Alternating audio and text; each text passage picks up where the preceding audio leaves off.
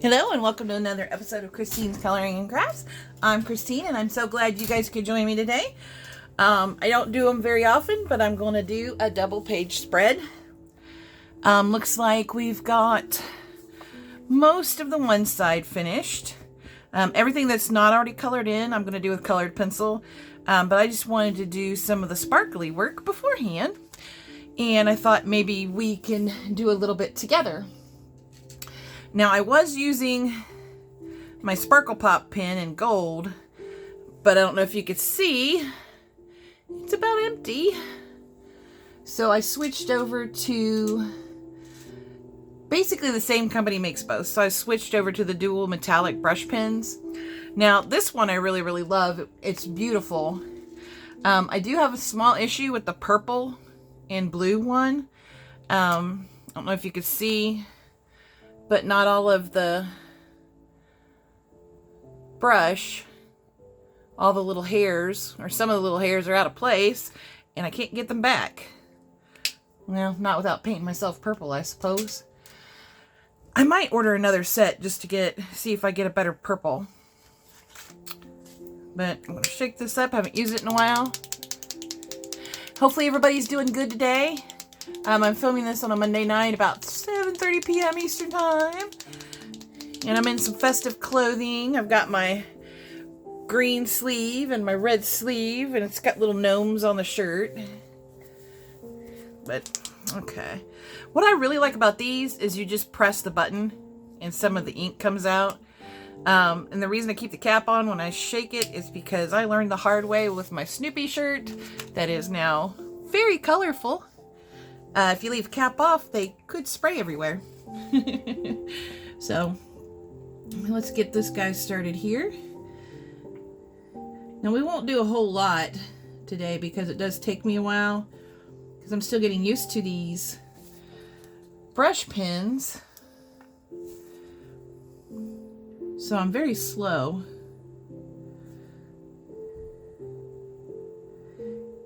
Anyway, not a whole lot's been going on. I've been making some Christmas presents for my family and friends, which I hope they do enjoy. Last year I made Christmas ornaments out of little wood chips, little wooden rounds that still had like tree bark on them. They're very festive and fun.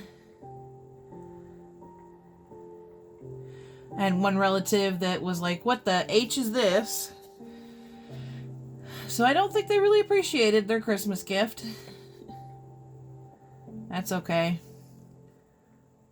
That is not a big deal at all. You win some, you lose some.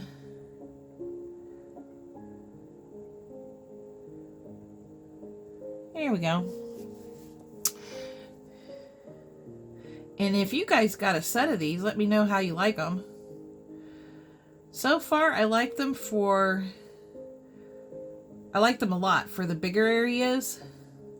But like I said, I'm still getting used to them for these smaller areas. I'm still getting used to them overall, but these smaller areas drive me a little bit bonkers.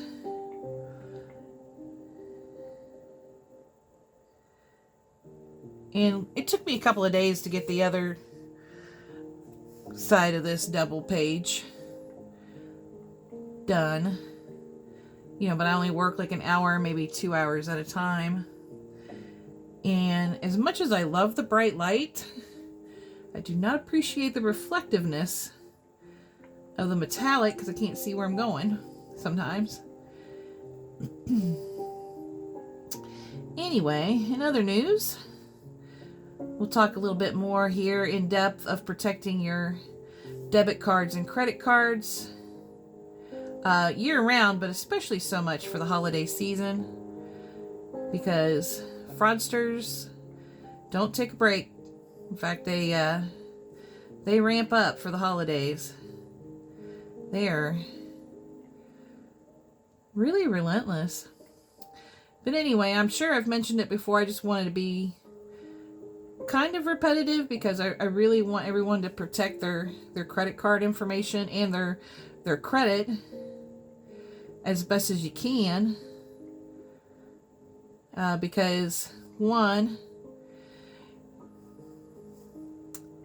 it can take weeks, if not months, to rectify your credit itself. And two, especially with credit cards, it could take that long, the same length of time, to resolve a case.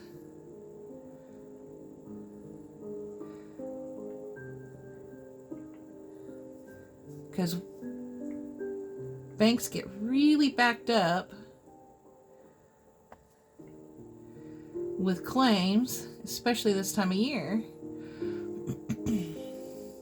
Now, credit cards and debit cards are different in the sense that a debit card comes direct from the bank that you have your checking account with, more often than not. I mean, some banks do both credit cards and debit cards. Most banks do, actually. But there's a lot of banks now that do online services only. And you have to wait 7 to 10 days or longer for new cards, depending on what's going on with the mail and the, you never know when the company a bank uses has issues and they can't produce credit cards fast enough. Trust me, I've seen that happen.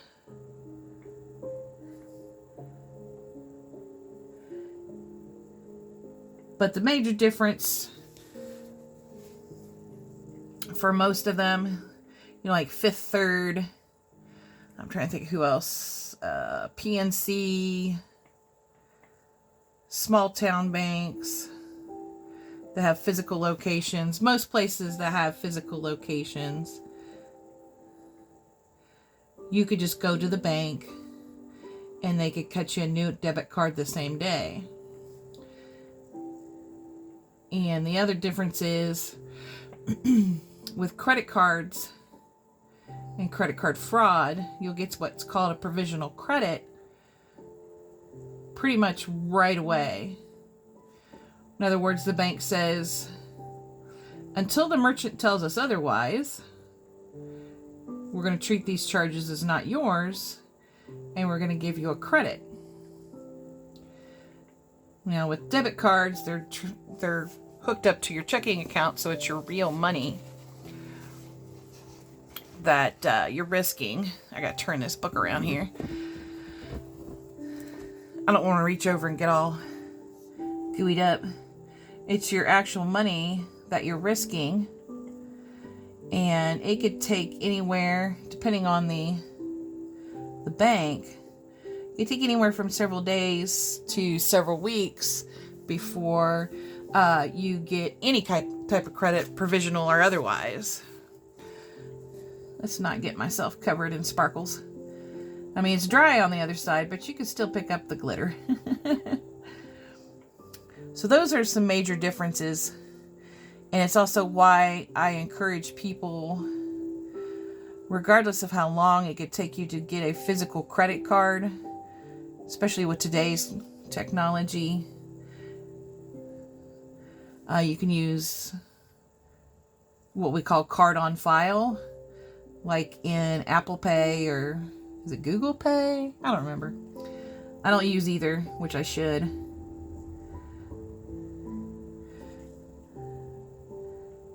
But you can use that as a backup until then. And you can use another card of some type, be it credit or debit, until that card comes along.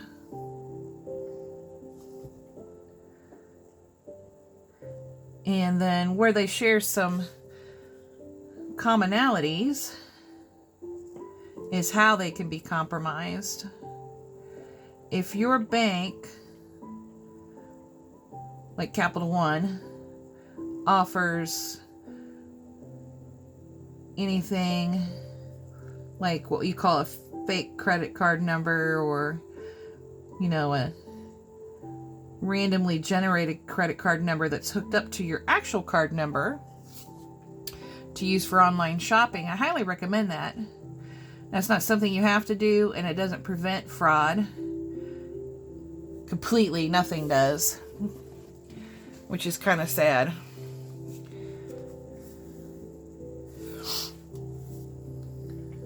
But it does help. Just like a chip in your debit card or credit card also helps. But just to be mindful of where you stick your cards when they're in a physical location. If you're at a gas pump, you're going to want to check that card reader by just gently grabbing it and seeing if you can move it. If you can move it, I highly recommend you do not stick your card in that machine.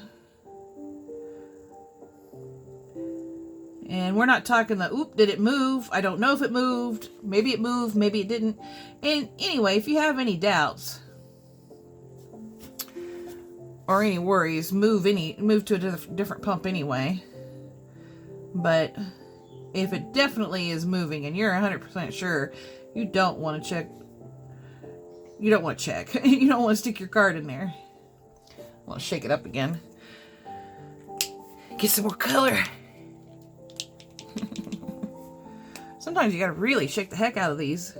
That's not a complaint. It's just a thing that you do. Now, some of these fraud rings and stuff, they've stepped up their game. And actually, the devices have been around a while. You can even get them on places like the Zon. They're called credit card readers. And the fraudsters will use a variety of tactics to read your credit card through your wallet or your purse. And don't think you're being clever by sticking your credit card in your bra, ladies. They get it there too. Plus, ew. Anyway. They have those devices. They either bump into people or they get X inches or feet away and the device picks up your credit card information. And when it does something like that, it picks up not only just your card information, but it runs the risk of them being able to call your credit card company, pretend to be you, and then get all of your personal information and open up new cards and get all your other cards info and then use to their wildest imaginations. I had to take a drink there. And before you go blaming your banks or your credit card companies, just remember these guys, the people who work at the banks and the credit card companies, are highly trained, but these guys are relentless. They're very good social engineers.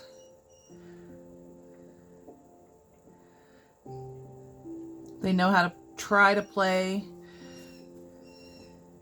to our weaknesses and get that information we're looking for. In which I will say this: you're not going to have anybody protect your credit card information better than the banks that are servicing them. But you're especially, if you're a fraudster, you're especially going to get stonewalled by our fabulous overseas reps. And while they get a bad rap, 'cause it's not American, or whatever, and because a lot of the scammers are from overseas as well,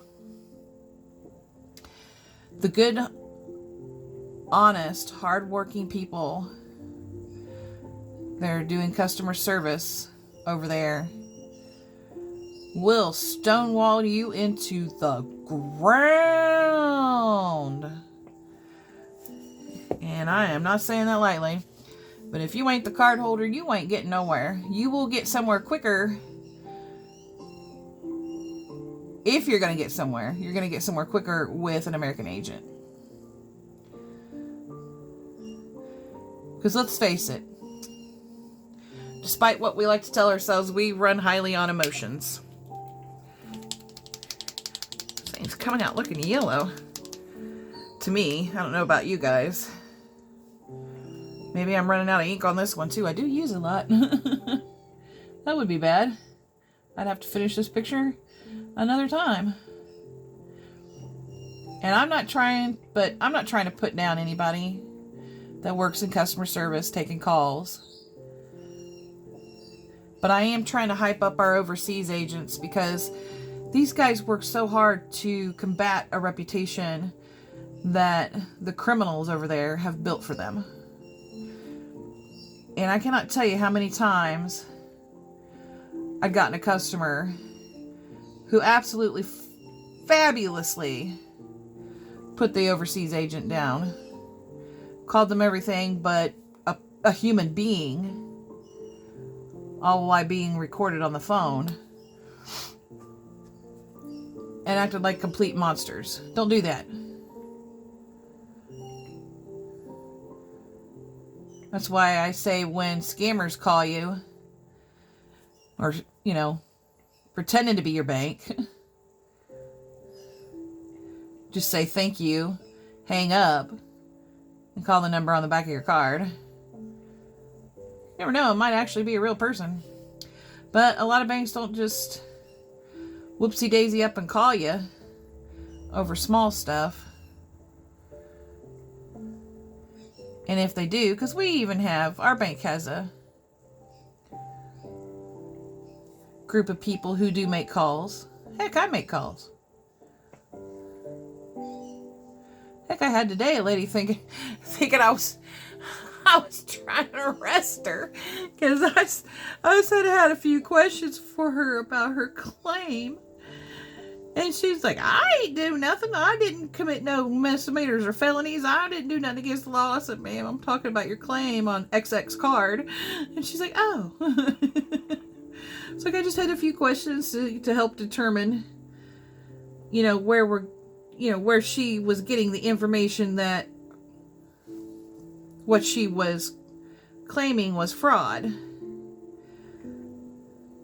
In which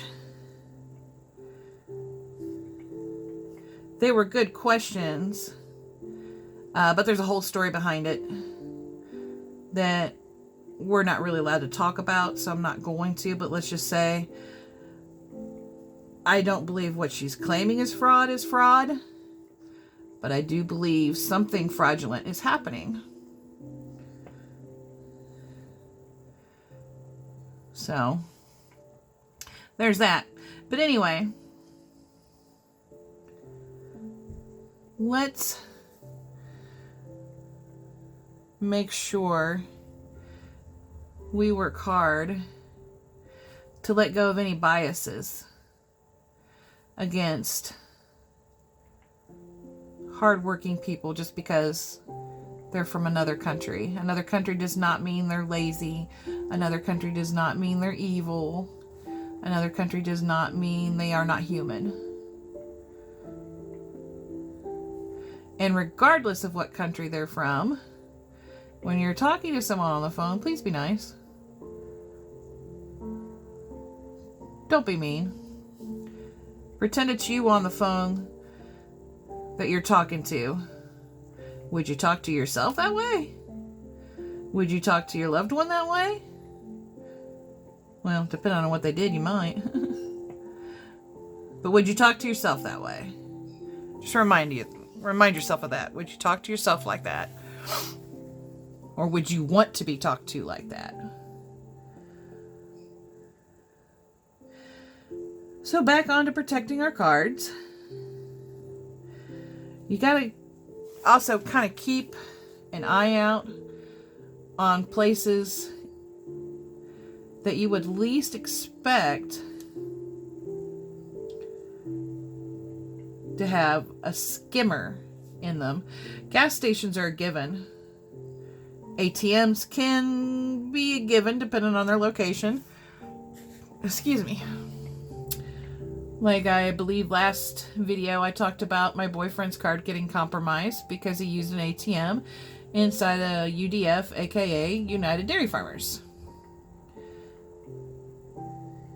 And the skimmer was sophisticated enough that it also recorded his 4-digit PIN. Goodness gracious, this thing, I think it is running out. That would sorely be sad.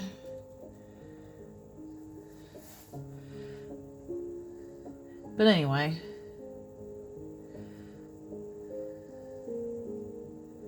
I mean, I am using a lot of gold.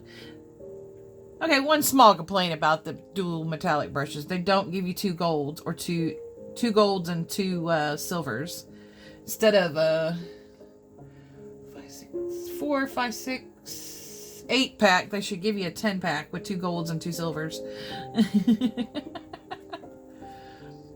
But that's another place where it is quite easy in some cases to detect if a skimmer's in there. If it moves, don't use it. And then just a disclaimer, this is nothing that is 100% foolproof to keep you from your card from getting skimmed. They do have skimmers.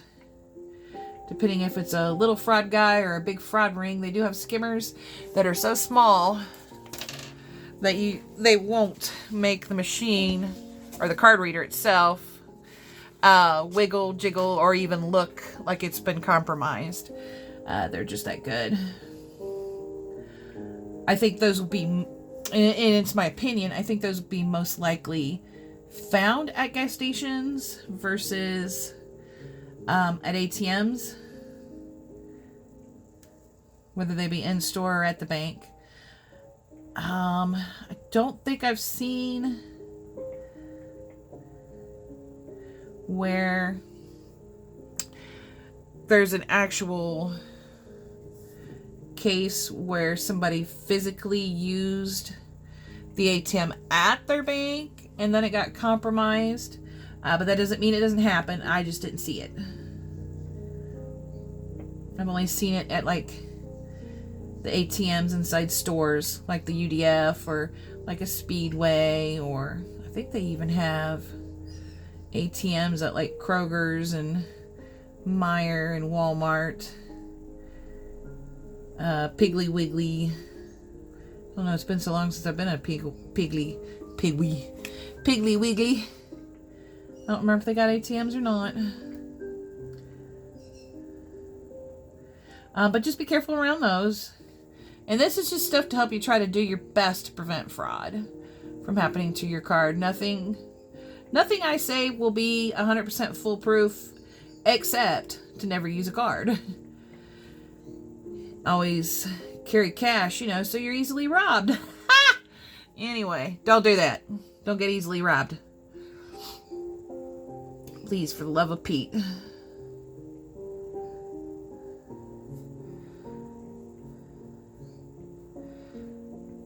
Okay, let's see here.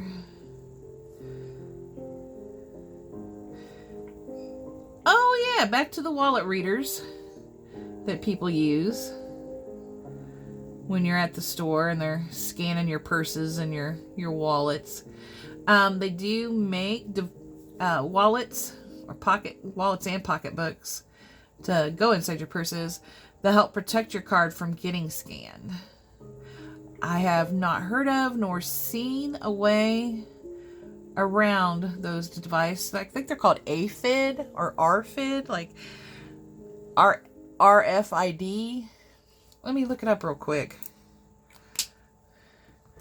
Might be RFID. Let me move this thing out of the way.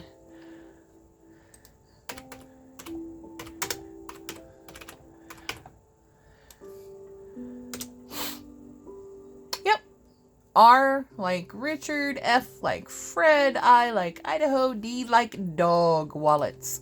RFID. And those help protect your cards and keep them from getting scanned. And don't quote me on this because I don't know 100%, but I swear, those things can scan those devices they use can scan your IDs too. I swear sometimes that's got to be how they get some people's information. So if you want to protect yourself, get you one of those wallets or pocketbooks. I'm sure the Zon will have some.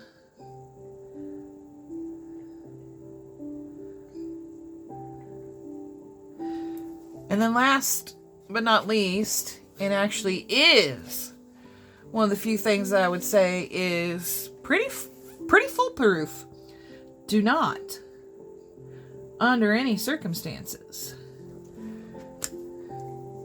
ever leave your credit cards anywhere in your car. Don't do it. Stop that. Don't leave your purse in there. It's been proven that thieves do, in fact, find a way to get into your trunk. Unless your car's from the 1970s, those thieves are going to be in and out of your trunk in 30 seconds or less.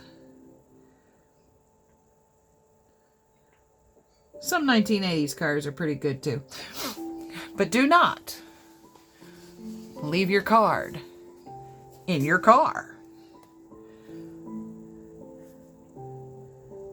People will gladly break into your car for the opportunity to snag your cards. And no, they don't have to see you do it.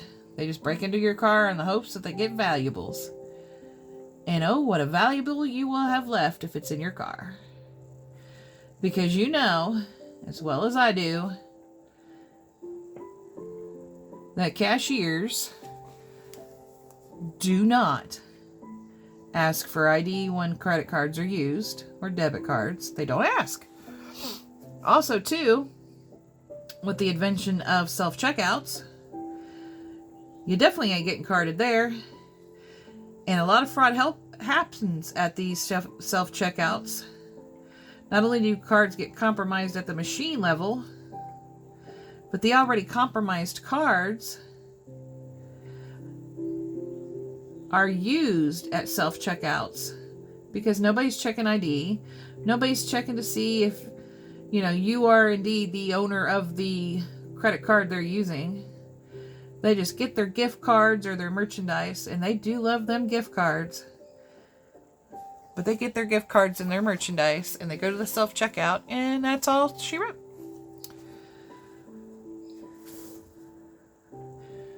I swear this one looks different from the other one.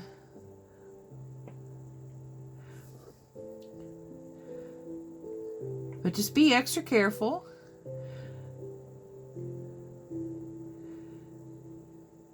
Also be aware of your surroundings.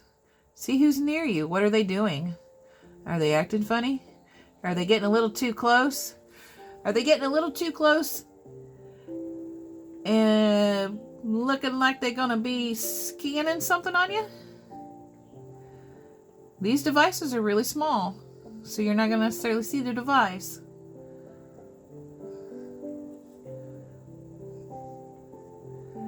But if they're getting COVID era too close, then either tell them to back up, or you back up, or you move along.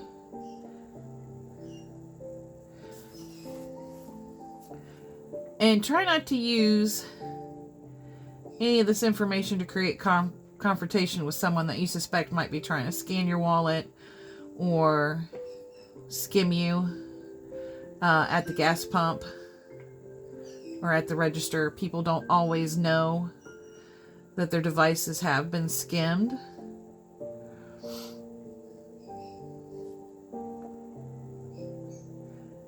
It's not always a wayward employee. Now, in the case of where my card got skimmed at a liquor store, I 110% believe, because it's a small town liquor store, 110% believe it was an employee. But I didn't go at the employee right then and there. I just called and said, hey, you might want to check your device, which they didn't want to listen. That's on them. There we go. We got the tree finished here. That didn't take too long. Now we're going to use Sakura Tiara pins. You can tell I use this stuff a lot. And we're just going to start putting in some colors other than gold.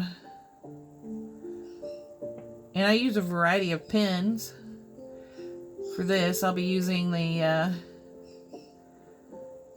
tiaras. I'll be using, where's that? The Ohuhu glitter markers. And there was somebody else I was using. Oh yeah, the brush pins too. And I just take my time and try to mirror what I've done on the other one.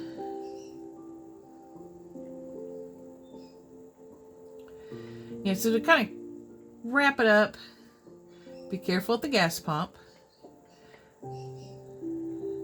I mean, they are trying really, really hard at the gas pumps to stop fraud. The unfortunate thing is even though now they have chip readers, so do ATMs, and ATMs get compromised, don't they? See, I swear these two sides are different. I don't know. I'm seeing things. But anyway, be careful at the gas pumps. Be careful at all the stores, both big and small. You never know when someone's going to have a skimmer inside a card reader. Please do not confront the employees. Do not blame the employees. You can, if it's a big store, you can call corporate. If it's a small one, you could call a manager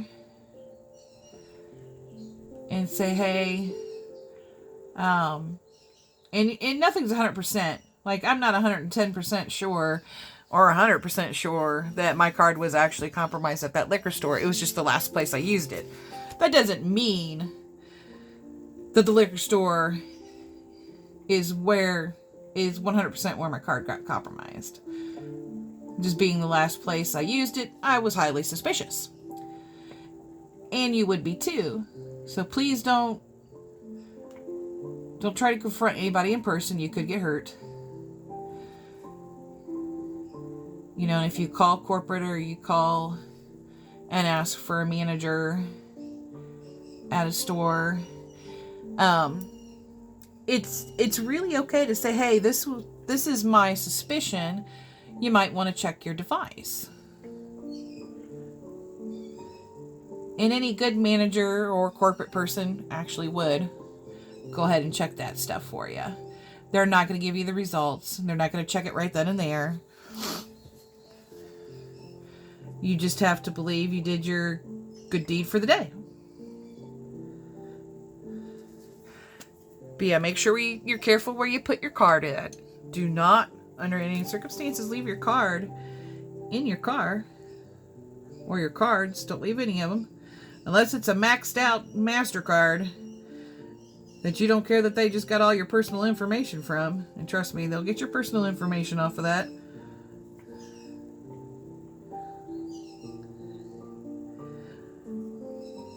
So overall, just don't leave your card in the car.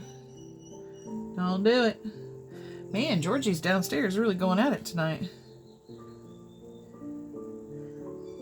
He must like the Christmas tree.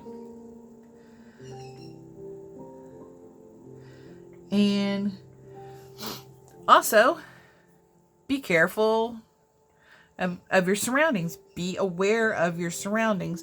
Make sure you know, excuse me, who's doing what. I need to get the red back out too. Somebody's too close, back away from them. And get that extra added protection and get you one of those special wallets.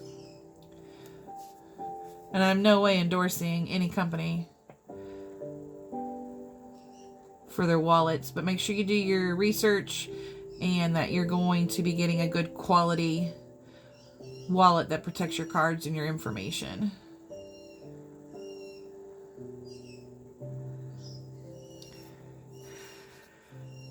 Another thing that this time of year brings for us is the scam emails, the scam phone calls, the scam text messages. Hooray!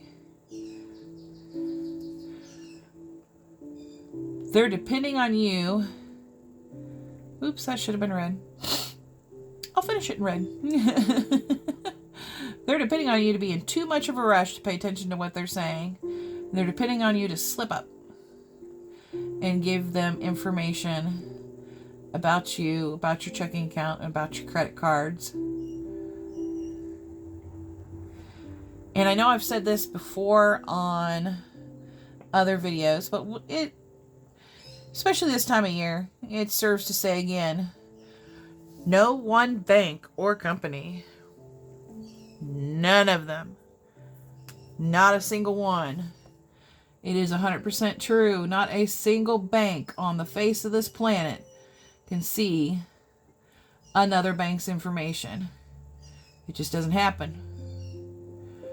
Capital One cannot see your Fifth Third information. Capital One cannot see your PNC information. Capital One cannot see your Chase information, cannot see your Synchrony information, cannot see your, what is their name? I always call them Community information. I believe Community Bank does like Lane Bryant and Kohl's. I could be wrong. Chase does the Amazon MasterCard or Visa. I can't remember. Synchrony does Sam's, Amazon,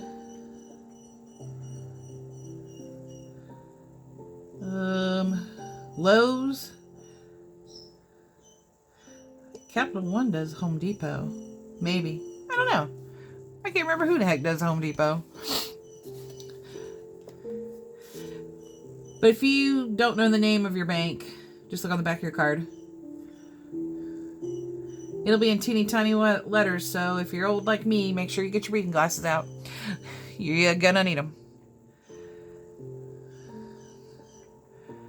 Okay, this might not be 100% exact, but it's close. Close enough for me. Let's see, did that... Oh, you can barely tell it went green. It is just slightly there. All right. But yeah, we can't see each other's stuff. We just can't, dudes. It's not a thing. All right, next will be the purple one. Well, purple and blue. With the pen tail. Now, I do have to go really slow with this one because of those little strands that are out of place.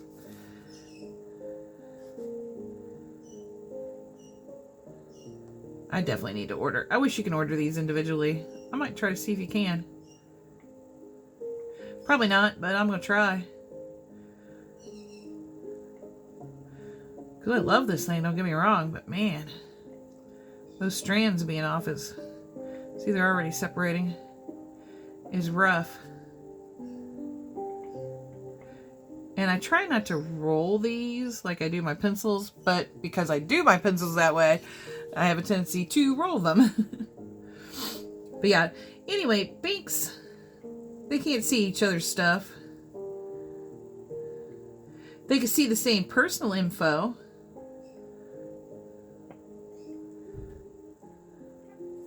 That other banks can see, such as, you know, your personal information, your name, your address, your social security number, your phone numbers, blah, blah, blah, blah, blah, and your credit score. But we do not, and we will not, share information with each other. Now, if you choose to tell a bank, like if you choose to tell Chase that you have a Capital One account, well, yeah, sure. Then that person you're talking to at the moment knows you have that. If you decide to tell Capital One that you have a Chase account in writing, then yeah, that's going to be on record. But we don't really care. I'm just going to put it out there. We don't really care. Now, would it be helpful if we saw each other's stuff so we can easily determine how some fraud patterns are happening? Maybe. But it's never going to happen because we're all in competition with each other. So it's just not going to be a thing. Unless they make it a law, it's not going to be a thing. So keep that in mind when Joe Smith calls you randomly out of the blue and says your Sam's Club MasterCard has been compromised, and then wants your card information from your Capital One MasterCard so he can look that account up too and take care of any fraud issues if there are any. Just keep that in mind. Because Joe Smith, if he has one card, like your Sam's MasterCard,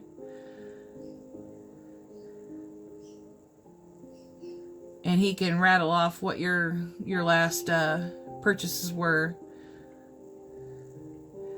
but he can't rattle off your Capital One MasterCard too?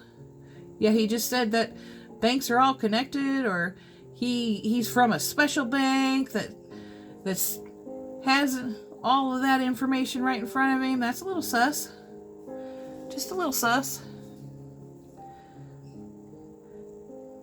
And these fraudsters will do their work.